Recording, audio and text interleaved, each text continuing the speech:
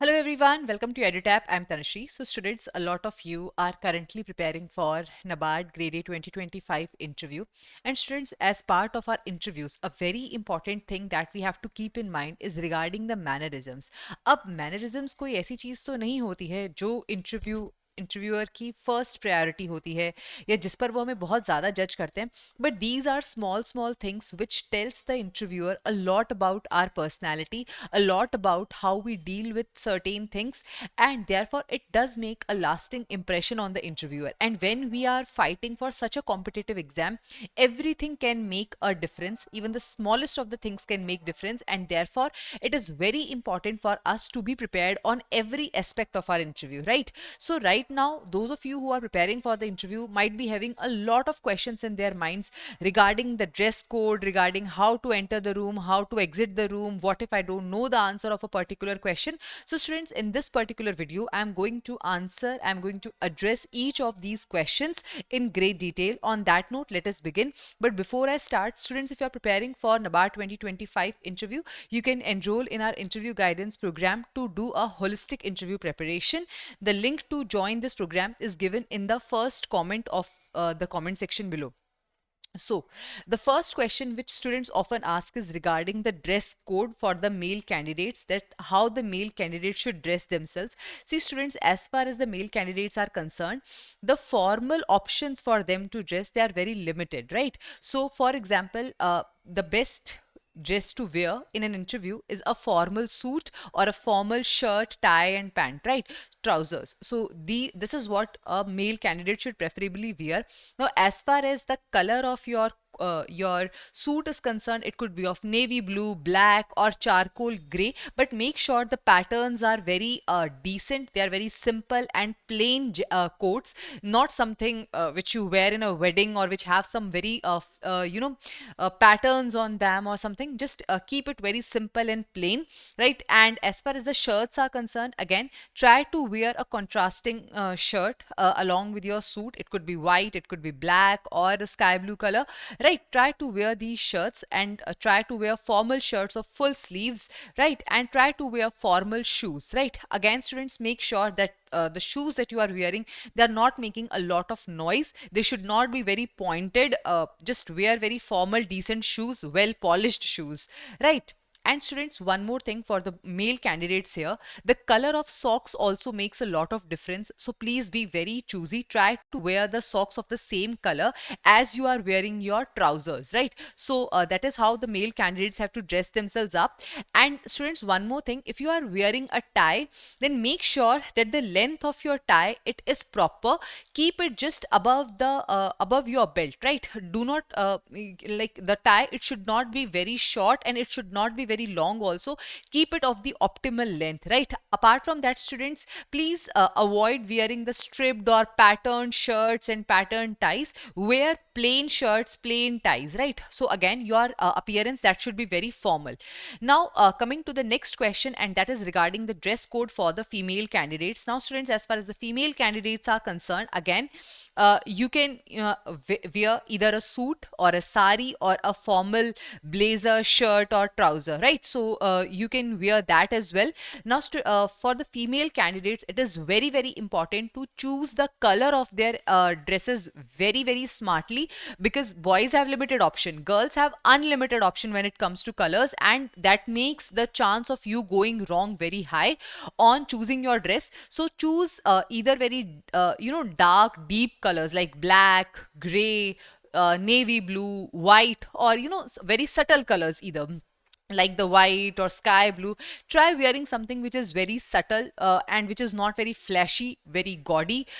Do not wear any such thing. And as far as the footwears are concerned, again, wear formal footwears, right? Even if you are wearing the sandals or shoes, wear the footwears which are very formal looking in nature. It can be with or without heels. Just make sure that the heels do not make a lot of noise while you are walking wearing them.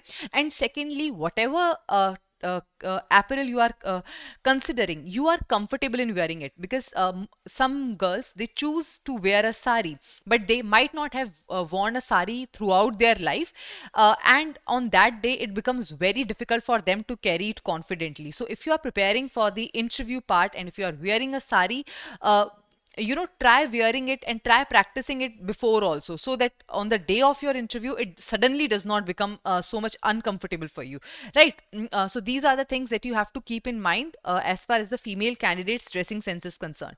Now students, the next question that comes to the students mind is how to enter the interview room, right? See students, your entering part is the first impression that you are creating on the interview, and your first impression sometimes becomes your last impression, so you have to be very careful about it. Now first of all, open the door in a very calm and in a very poised manner. Do not open it in a hurry manner, right? So just open the door in a calm manner, right? Knock the door before entering.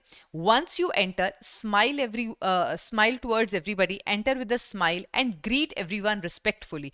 And students, this again is a question which I'll be addressing separately also, but most of the students think that whether we should sit ourselves on the chair, or should we wait for them to tell us to sit down. So students, ideally you should wait for them to tell you to sit down, right? Just go and stand behind the chair. The interviewer will ask you, the panel will ask you to sit down, and only then you should sit on the chair.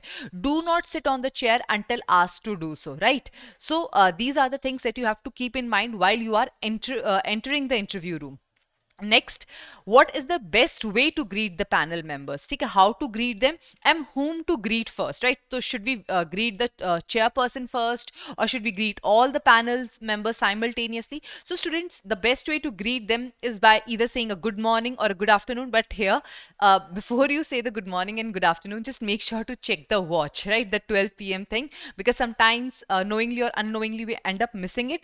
And then as far as whom to greet is concerned, always start from right to left, like that is the ideal way or one suitable way. So you can start from by greeting them right to left, like good morning sir, good morning ma'am, right? Whatever is your timing, so that is how you have to greet. Nextly, students ask them ki should we wait for the panel members to say sit down? So yes students, you have to wait for the panel members to say you sit down, and only then you should sit down on the chair. Next is that what is the right way to sit on the chair while entering the room? So students, your sitting posture, it is going to say a lot about you and your personality. So please be very careful about how you sit, and this is one thing that you have to practice a lot in the mock interviews also. So suppose you sit with your arms across the chest, like the one shown here in the image. This shows that you are, quite nervous about the things, because the sitting posture, the way you are sitting, the hand movements, they tell the interviewer a lot about your personality, about how you are feeling. There are psychological reasons for the same. So make sure that you are not giving out any such signals knowingly or unknowingly. So again, this is not the right posture to sit, because this shows that you are nervous. Similarly, if you are sitting in a cross-legged manner, again, this is not the right way to do so. And why I'm putting so much of like I'm giving so much of importance to sitting postures, because sometimes certain sitting postures come naturally to us. It's not that we want to do it, but we are so much habitual of sitting in a particular manner that we naturally end up sitting in that manner. So if you have any such habit, please try avoiding it. So cross-legged position, again, this is something you have to avoid, because this shows that you are trying to be assertive. So do not sit in a cross-legged position also. Similarly, a very relaxed posture, this shows that you are not a very serious person or who take things very seriously. So do not, again, just sit down in a such a relaxed manner. And then the best way to sit is this, in a attentive position, with your hands on your knee, on your thighs, and your back straight, looking towards the panel members, right? Your back should be straight, right? You should not be leaning on the chair. Back should be straight. Your feet should be on the ground. Both your feet should be on the ground, right? Not too apart, not too close, and then your hands comfortably on your thighs. So that's the best position to sit in the interview. And for the women candidates also, again, try avoiding sitting in a cross-legged manner. You can again sit by putting both your feet down on the floor, right? And keeping your back straight. Then students, one more thing which we knowingly or unknowingly do is by patting our legs, right? Some of us have this habit of patting the feet a lot. Please do not do this. This is a clear indication of nervousness. If you are habitual of doing this, please be very mindful about it in the interview. And this can be improved only by doing a lot of practice, right? And then one more thing that you have to keep in mind, is what kind of hand movements you are making. Do not fidget your fingers a lot, right? And do not keep your fist in a closed manner. These are not the good signs of how you keep your body posture. The best way is either to keep your arms open like this. Whenever you are explaining something, you have to keep your arms open. That gives a good enough impression. Apart from that, students, you can simply put your hands on your thighs if you are not someone who's very comfortable in using the hand postures, but do not make any nervous signs of having a closed fist, or making very humongous kind of hand postures. Like if you say like I'm Tanushree and I'm from Punjab, so this is not the correct way of saying it, right? So please be very mindful of your hand movements as well. Right, now the next question is, how much eye contact should I maintain, and should I look at the member asking the question or the whole panel? So students, first of all, yes, you have to maintain the eye contact. That is very, very important sign of confidence. If you are not making the eye contact, that is not going to look good at all, right? You have to look into the eyes of the interviewer. Now the second question, that whether you have to look at the member particularly asking the question, or if you have to look at the whole panel. So here students, you can use the lighthouse manner, right? The way a lighthouse goes in like lighthouse operates, it moves in the like in all the directions. Similarly, you have to look at all the panel members simultaneously. It's not that you have to keep on moving your eyes like this, no, but while you are answering, try making contacts slightly in between with all the members, which will show that you are not addressing, or you are not answering, not talking to only one person, but you are answering this question to the entire panel, and also that will engage the entire panel towards your answer as well. So this is again a thing that you have to keep in mind. Then, is smiling important, or should I stay serious? So students, it is not that you have to keep on laughing throughout the interview, but yes, a subtle smile, a very pleasant smile is something which is desirable. If you stay serious, again, that is going to be a sign of nervousness in the interview. So please keep on smiling a little in between. Then the next question, what body language makes a candidate look confident but humble at the same time? So students, I have already explained about this to you. The way you sit, the way you use your hand movements, the way you make the eye contact, the way you smile, all these four areas, they are going to make you look confident and humble at the same time. Then the next question, should I speak fast or slow? So students, you have to speak at the normal pace. Do not speak too fast and do not speak too slow as well, right? And secondly, is it okay to take pause before answering? So yes, students, it is absolutely fine to take a pause before answering. In fact, it is desirable if you think for 1 or 2 seconds and then answer, right?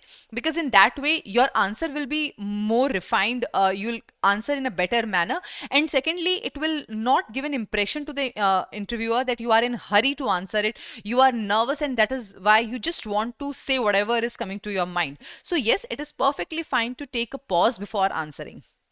Right? Then, should I begin every answer with sir or ma'am? Yes. Ideally, the person who is asking you the question, you should take their name, like the sir or ma'am, and then you should start your answer. Then again, the next question is it okay to ask the panel members to repeat a question? Yes, students. If you have misunderstood a question, or if you are not able to hear something in that question, a particular word or something, you can always ask the panel members to repeat that particular question. Instead of answering a wrong question, you can very swiftly ask them that, sorry sir, I have not heard it properly, can you please repeat it again? So very politely you can ask them, and it is not going to make a bad impression. You can always ask them to repeat the question. Then, can I answer in Hindi if not comfortable in English? Yes. If you think that you can give the better answer in Hindi, you can ask them that, sir, I'm more comfortable in Hindi language, so can I answer this question in Hindi? That is also perfectly fine. The next question is, how should I answer when I know only part of that particular question? So students, in this particular type of situation, you can say that, would you please give me 10 seconds to think on it, or you can just say that, sir, I'm not aware of the entire situation, but this much I know. So just say whatever you know. just because you know only one part of the question, it's not that you have to keep quiet. Whatever you know, just let them know, right? And even if you don't know a particular question, so what is the best way to say I don't know? So you can very like, see students, even the people who get the highest of the marks in their interview, it is not that they know answers to all the questions and all their answers are perfect. You can very easily say, I'm sorry sir and ma'am, I'm not aware about this, I'll update myself on this after the interview. So that is how you can tell the interviewer if you don't know the answer of a particular question. Then if you like, if while answering you make a mistake, so students, here it is very important to accept your mistake, and very humbly you can say that, sorry sir, I did not mean to say this, or I'm sorry, I have made this mistake, I would like to correct it. So this will show that you are a person who is open to accepting the mistakes and improving themselves. So there is no harm if you acknowledge a mistake and try to improve it in the interview. Instead of covering it up with more lies or more unknown facts, it is better to acknowledge your mistake and correct it, right? Then next is, should I give long answers or keep them crisp? So students, your answers, they should be as per the question, right? If the question is demanding a long answer, you have to give a long answer. And if the question is such which demands a crisp answer, you have to give a crisp answer. But here, make sure that you do not unnecessarily stretch the sentences, or you do not unnecessarily repeat the sentences. So keep that thing in mind, right? Then the next question is, how should I disagree with the panelist respectfully? So students, sometimes there might be a situation which could generate automatically also, and which sometimes the interviewers might generate to see that do you have your authentic point of views as well or not. So in that situation, it is perfectly fine for you to disagree with the panel members. And here again, you have to be very, very respectful, right? Do not enter into an argument with the interviewer. Just disagree very, very politely, and you can say that, sir, I beg to differ with you here. And students, whenever you are disagreeing, make sure that whatever you are going to say, you have a very strong opinion, or you have a very strong argument to back your statement with, right? Do not just disagree for the sake of disagreeing, right? ऐसे hero नहीं बनना है वहाँ पे. So if you have a very strong opinion and if you have a very strong reason to disagree, it is perfectly fine to disagree. Then what if you misunderstand certain questions? So if you think that you have misunderstood the question, you can ask them to clarify the question. You can very easily say that, sir, could you please repeat the question? I'm not able to comprehend it in the first instance, and that is perfectly fine. It is not at all going to create a bad impression about it.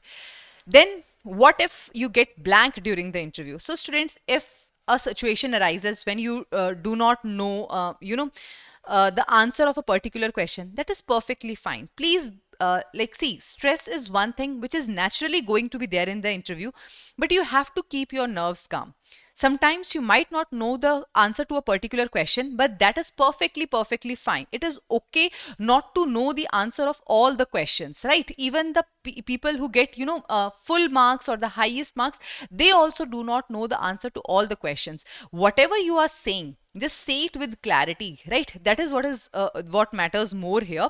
So please do not be nervous, and even if you get blank, take a deep breath and you can start afresh, right? Then how should I react if the panel interrupts me? So students, if sometimes the interviewer behaves in a rude way, which is not at all the case mostly, because they are very jolly people who will make all the efforts to make you comfortable in the interview. But just to check your attitude, if sometimes they interrupts you or they behave rudely with you, you have to be very calm, right? Even if they interrupts you, let them interrupt you. Whatever they are saying, listen to it and then answer patiently. Please do not get nervous because of it, because at this moment they are just checking that how do you react in such situations, because obviously these are the situations which can make any person go nervous. So you have to be very calm and composed if any such situation arises in front of you during the interview. Then what if one answer goes badly? So students, here I would like to give you an anecdote. In one of the civil services interview, a candidate, he was asked the first 7 questions were on Myanmar, because in his DAF he had mentioned something about Myanmar. So the first 7 questions were were related to the Myanmar, and he was not able to answer any one of them. Now, students, you can just guess that in such an important situation of your life, if you are not able to answer the first 7 questions, what could have been the mental state of that person? But students, the interviewers have not asked you to these 7 questions to judge you on them. They have asked you to judge that after these 7 questions, the eighth question which they are going to ask you, how do you reply to that? So it is the answer of your eighth question which is going to matter here. So even if one answer goes badly, or in a sequence 2 3 answers goes badly, please do not get nervous. It is perfectly fine. Just make sure whatever the next question comes, you are answering that perfectly, right? So that is how you have to handle this situation. And the last question, that what to do while leaving the interview. Sometimes we think that the moment our interview ends, that is the end of the conversation. So no, students, the way you leave the interview room, that is also going to create a lasting impression. So just before you stand up, take a pause. Do not hurry and do not rush out of the interview room.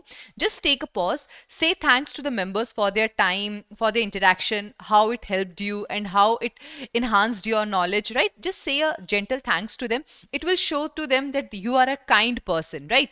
And then walk gently out of the room and shut the door without turning back, because sometimes we have this instinct in us to look back and to see what kind of reactions they might be giving, but this gives a horrible impression about us. So please do not look back while you are coming out of the interview. Just gently shut the door and do not turn back. So these are 3 things which you have to keep in mind while you are coming out of the interview. So students, these were few mannerisms related things which I wanted to tell you if you are preparing for NABARD graded 2025 interview. And students, again, if you want to prepare for this interview holistically, you can enroll in our interview guidance program. The link to join it has been provided in the chat section below, in the comment section below. You can join it from there. On that note, I'm ending this session here. Thank you so much, and I wish you all the very best.